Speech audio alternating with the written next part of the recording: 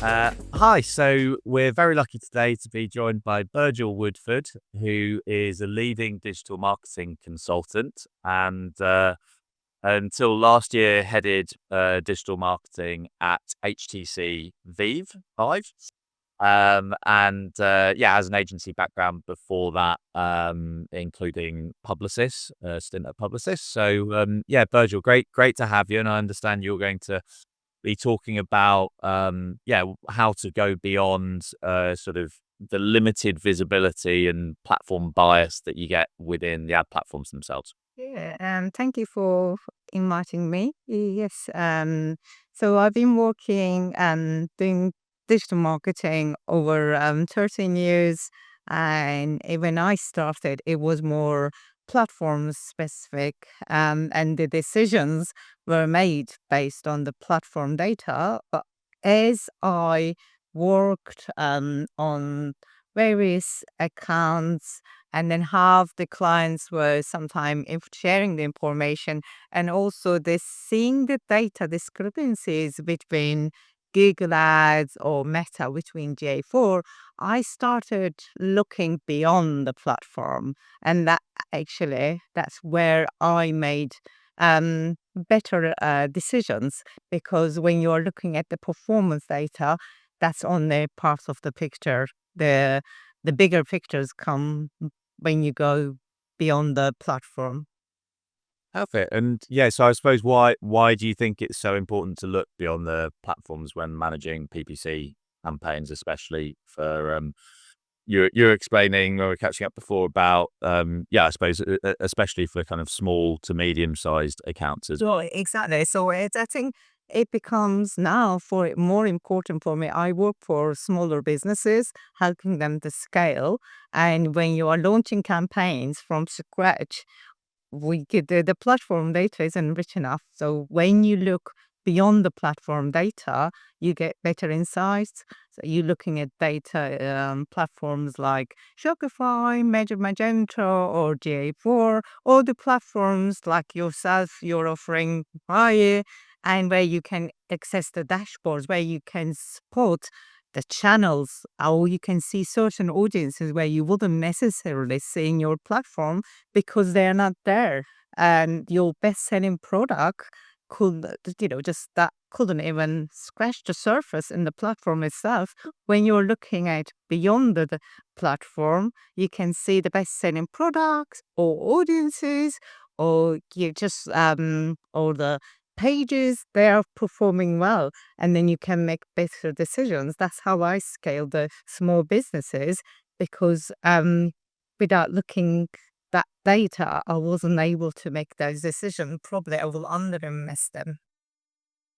right, right, got it. And so I suppose with that more granular data, Virgil, like you mentioned kind of top selling products as well, like um could you just expand a little bit more on that? Yeah, curious to understand like how that comes to life, maybe with any examples of yeah. So for one of my client was struggling. Actually, I onboarded him because based on he was a new business and he was struggling to make any sales. Most of his sales were coming from Meta, and he couldn't get sales from the current agency.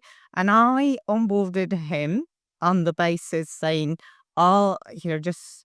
I'll restructure your campaigns, but I couldn't promise you. What I've done going into J4, Shopify, finding the best-selling products and downloading them, using them as a bestsellers, and then also finding the audiences in Meta, utilizing the cross-channel audiences and creating them in GA4. So you can see I am looking at Shopify, looking at GA4, you're utilizing those audiences, and that helped us now the best performing campaigns. And actually his main driver is Google Ads, because of, just me looking beyond, because I couldn't look the current platform because there wasn't any data, and it was hard to know what performs when you don't know. And maybe the campaigns um we created, we were targeting, they weren't the right audience, but knowing at the background what performs helped us, and also what audiences and all the insights you are getting from various platforms, it helps you, just to scale basically. So it's perfect for small businesses, and because you don't have the data. But actually you have the data, but it's a background, not in your platform itself. I mean, makes perfect sense, and yeah, obviously, yeah, like you say, very much kind of our view of the world as well. So, yeah, just interested just to kind of like double click, I suppose.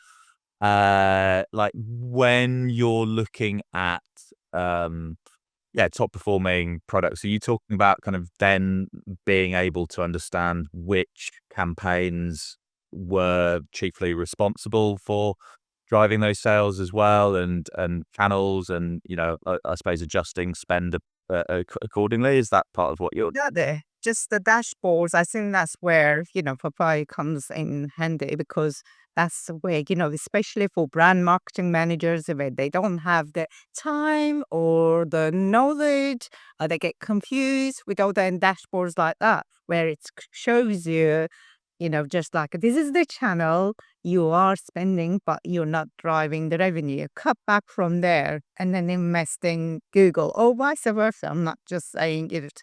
Then you could say, oh, actually, this product is getting quite a lot of sales through Google. How can I make sure that I can create that awareness through social and I can get more sales and through Google? So it's just read it and making decision whether you need to, create more top of the funnel awareness and to drive more sales for the bottom of funnel channels. Makes sense. I guess it like, we're talking e-com, so it's businesses are trading, right? So it depends on the priorities of the business at the time, top level revenue, gross margin. You talked about like first time converters versus repeat customers as well, I think. Yeah, exactly. Those are really important. So looking at, where do you get your, first time just buyers for, for the clients I was referencing. Luckily, we were getting most of purchases through just new customers. But we were also trying to see how we can using the email marketing, and then also, just like the buying cycle for this business is quite long, because people don't make decisions. So you just like, how can you make decisions for the people, just like they don't buy it, or you see the data delayed, and then don't make the decision based on just yesterday's data. Yeah. Sure. Yeah. Just those things are really important.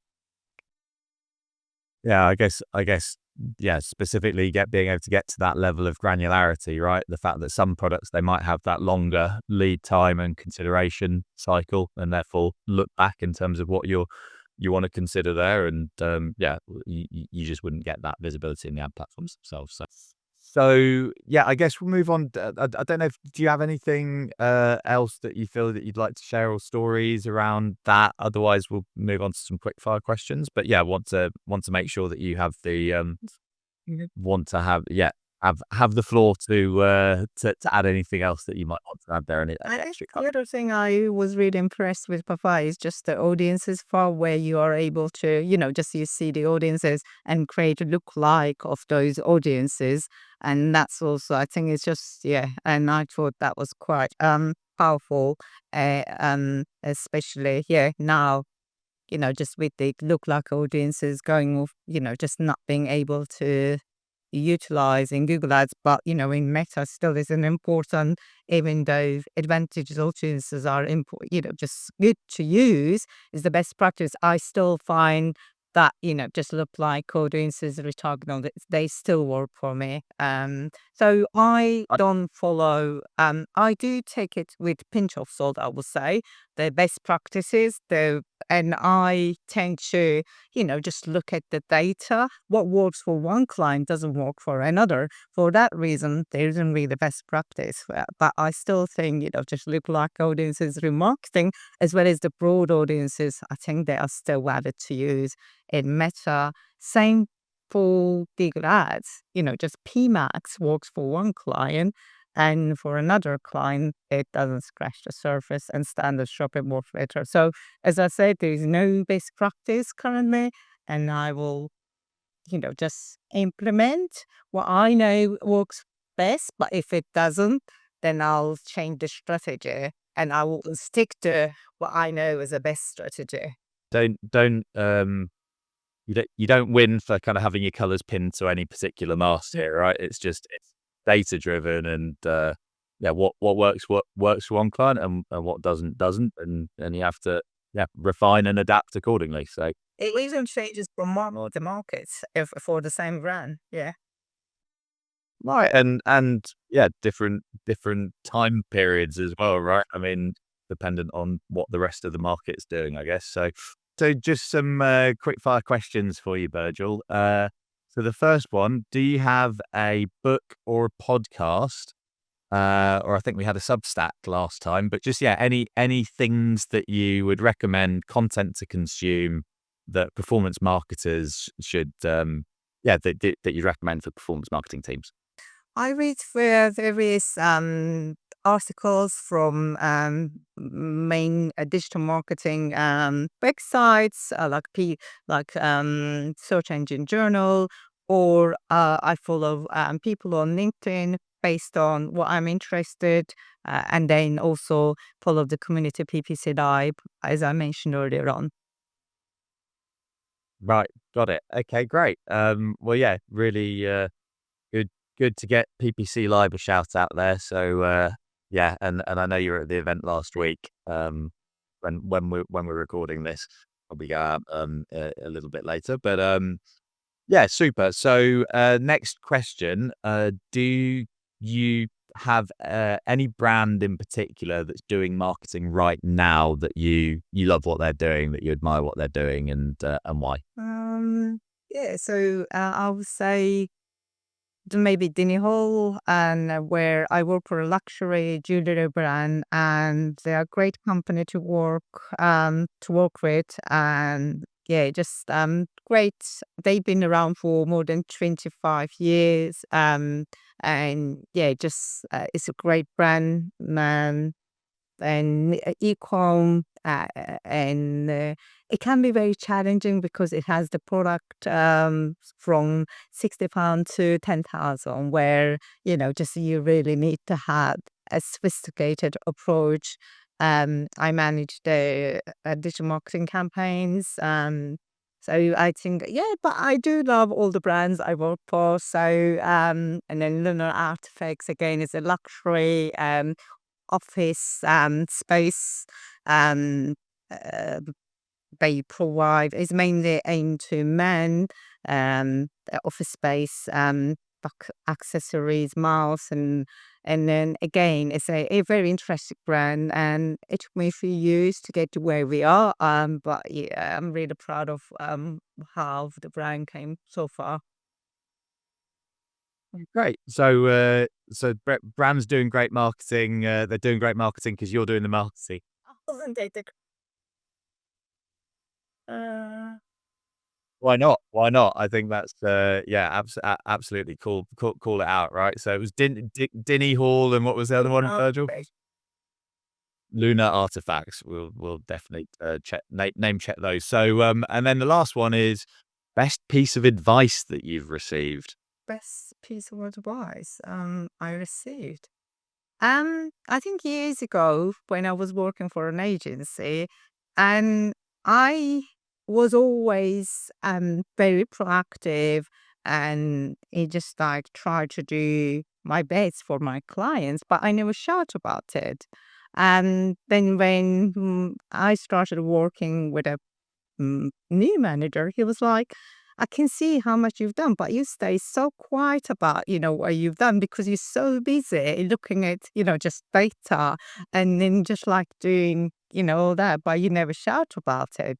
And then he was like, yeah, you need to also make sure that you show, that's the 10, okay, you're good at client, good with your clients and delivering your service, but no one really in the agency knows what you are doing. So I think, and then I kind of learned to come out of my shell rather than just like trying to learn. And then also, yeah, just try to also learn to communicate. I think that's also how I decide to work for myself, because then, just I realize really I can drive I can drive better results, and then I don't also need to prove myself because I can prove myself by working with the clients directly. Yeah. Yeah. No, but I hear that, right? That's, I mean, you sometimes have to shout about what you're doing and show it, right? For people to understand the impact that you're having. So, yeah, I guess you can let the data do the talking as well, of course. So, yeah, great. Really good speaking to you, Virgil. Thank you so much, and yeah, look forward to catching up soon. Thank you. Thank you for the invite again.